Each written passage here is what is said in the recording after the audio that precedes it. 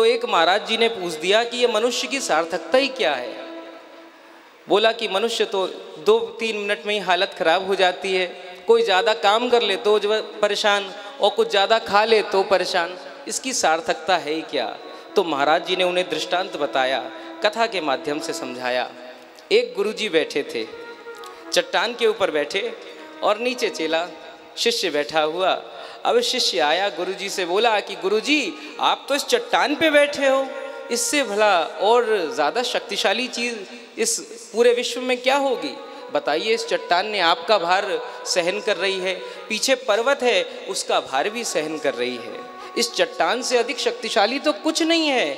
तो गुरुजी बोले, अरे क्या बात कर रहा है बेटा, ऐसे थोड़ी ना होता है, चट्टान से भी अधिक शक्तिशाली लोहा है। वो लोहे का हथौड़ा एक बार अगर इस चट्टान में पड़ जाए तो इसके टुकड़े टुकड़े हो जाते हैं।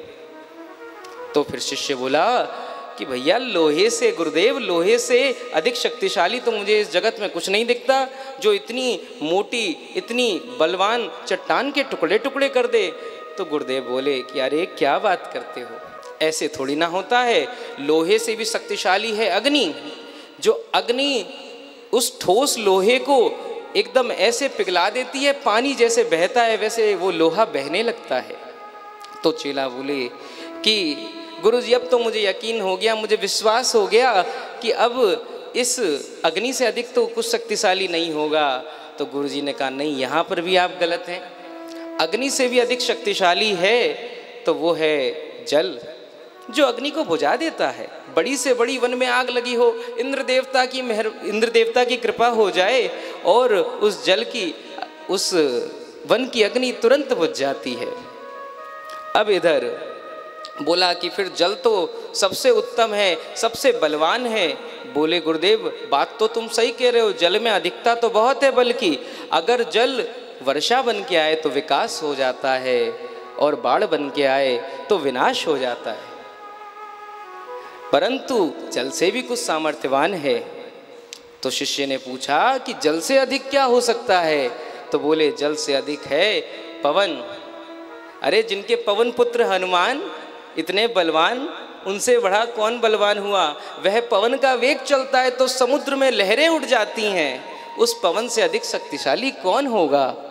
तो फिर शिष्य तो मान गया कि पवन ही सबसे ज़्यादा शक्तिशाली हैं। तो गुरुजी ने रोका इस बार, कहा नहीं, पवन से भी शक्तिशाली कुछ है, तो वो है आकाश। अब आकाश कैसे, आकाश ने इन सभी को अपने अंदर समेट रखा है, आकाश सर्वव्यापी है। तो फिर इस बार तो शिष्य को पूर्ण विश्वास हो गया कि महाराज आकाश से ज़्यादा अधिक तो कुछ हो ही नहीं सकता। पर गुरुजी ने कहा कि आकाश से भी अधिक कुछ है। तो शिष्य ने पूछा आकाश से अधिक अब क्या है गुरुजी, अब तो बता दो। अब सुन सुन के कान पक गए। अब बोलने लगे कि आकाश से अधिक अगर कोई है तो वो मनुष्य है। जिस मनुष्य ने आकाश की ओर देखा तो एयरप्लेन्स बना दिए, हवाई जहाज बना दिए, उस आकाश पे चलना सीख लिया।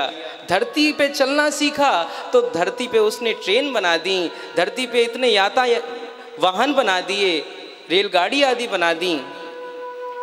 और तैरना सीखा तो बड़ी बड़ी पनडुब्बियाँ, शिप आदि बना दी। तो फिर शिष्य ने बड़े पते की बात कही, जब मनुष्य में इतना ही सामर्थ्य है, इतना ही शक्तिशाली है मनुष्य, तो ये मनुष्य सब पाकर भी अशांत क्यों रहता है।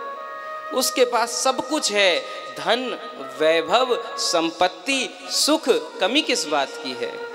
परिवार जनों का भी प्रेम बना रहता है, परंतु फिर भी व्यक्ति अपने सर पर ऐसा लगता है कोई बड़ा भारी पत्थर लेके डोल रहा है, क्योंकि मानो कब चिंता ने घेर लिया पता नहीं। तो गुरुजी ने कहा कि इसका कारण है व्यक्ति का भगवान से दूर होना।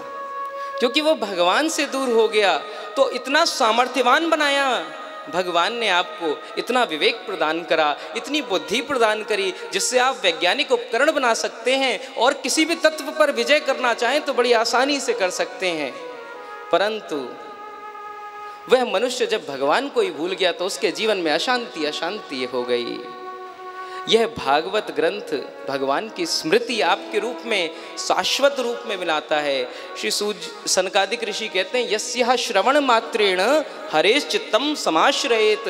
इस भागवत ग्रंथ का श्रवण करने मात्र से हरि आपके चित्त में स्थायी रूप से, शाश्वत रूप से विराजमान हो जाते हैं।